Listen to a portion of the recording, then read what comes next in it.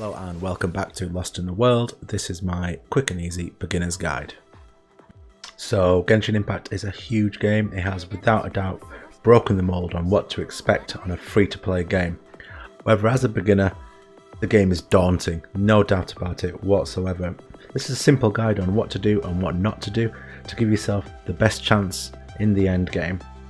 Now, there are a variety of things I need to break down for you first to give the guide some context. The game has a lot of different systems you need to level, from adventure rank to character level, weapon, talent and constellation levels, as well as artifact levels and world levels. It's a lot of levels. It's massively important you know who and what to level at what point in the game. This will save you a lot of time going forward. I mean, let's be totally honest, nobody enjoys farming core lapis on their day off.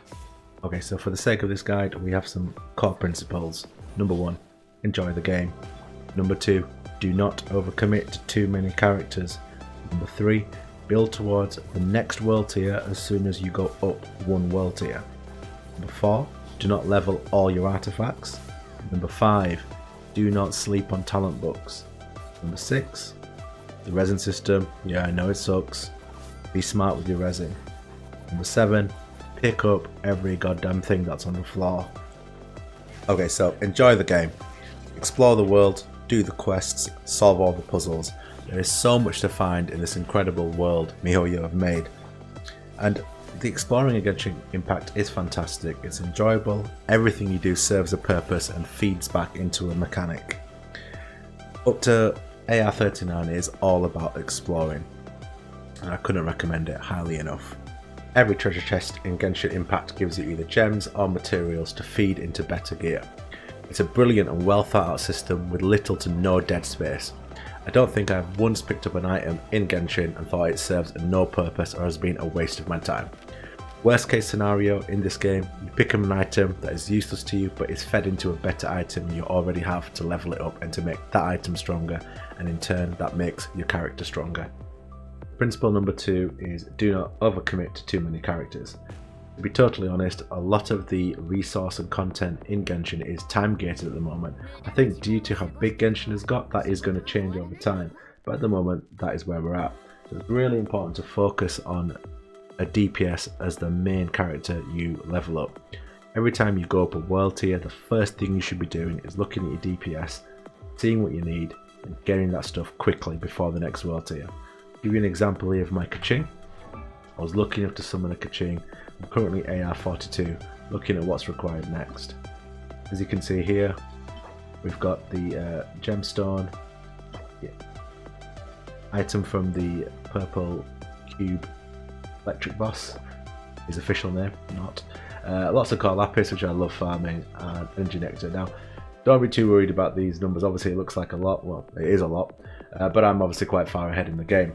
Now for yourselves those numbers are going to be a lot less, but you do have levels and time to farm up the materials. As you can see, at adventure rank 50 is when I need this, and I will have all this ready for adventure rank 50, and I'd highly recommend as soon as you go up a world tier, whether it's world tier 1 at level 20, world tier 2 and so forth, the first thing you do is go to your character, go to your attributes and see what you need to ascend to the next level and start farming them quickly. Now at most people's level at the moment, if you're below AR40, it's going to be world bosses such as the Choir boss here, Wind boss here, sorry, Electro boss there, and that's going to be a routine until you get to level 40. Okay, so the next thing to talk about is artifacts, and the principle here is do not level every single artifact you have going. It costs money, it costs resources, it's not really worth it early on. If you are going to level an artifact, as I'll show here, level your feather first. That is your key objective on artifacts. Gives you base attack, very good, levels up all your damage, and generally on artifacts early on in the game, focus on anything that boosts your attack up to about level 35, level 40.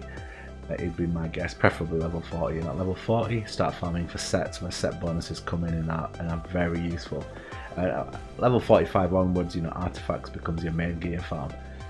But early on, focus on your feather and anything that can give you attack. On this build here, flower is the one you probably need the least, that can only give health. Attack on my helm, attack on my goblet or whatever the hell it is. Back on that thing too. So yeah, you know, focus on attack-based things early on. If you can get away with, you know, not leveling your artifacts early, go for it. There is a point where you'll have to level it up somewhat to make the content easier. But again, focus on your feather and then focus on anything on your DPS that rolls with attack percent. Okay, so key principle number 5 would be talent books and the progression they provide. Now, I think this is a big part of the game, which I think people are sleeping on a bit. Talent books provide a guaranteed increase in damage for your skills for a guaranteed amount of farming. There's very few things in the game that do that.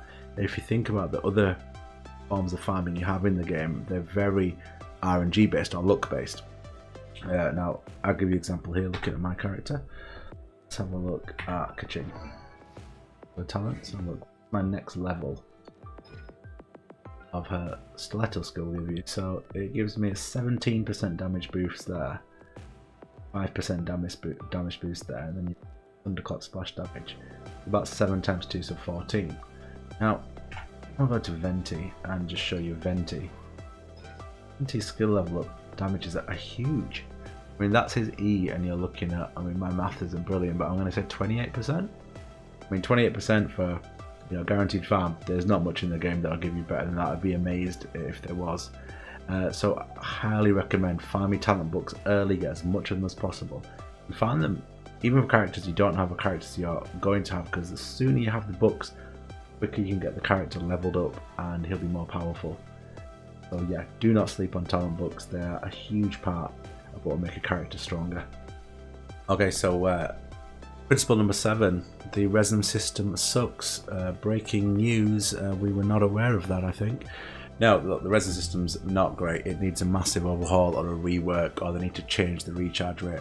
But we can only work with what we're given. At the moment, your resin cap is 120 and is going to 160 in 1.1. How best to use the resin? Well, that's why I've broken down what I broke down earlier. The best way to use your resin initially is world bosses for your character ascension, dungeons for your talent books. There should be where all your resin is going early on, and then anything you need for weapon ascension as well. Up to level 40, that's all you need. It's tempting to farm artifacts early. You do get artifacts from the world bosses, so do not bother. Focus on those things first. Get your DPS up first, and if you start having surplus materials, look at which characters you can level up. Best advice I can give you overall and most efficient resin use: farm things that do not have overlaps with the other characters you are leveling up. For example, if your damage dealer needs Core Lapis or needs a Book of Resistance, do not then level off DPS that needs Core Lapis or Talents, Books of Prosperity or Resistance or whatever I said.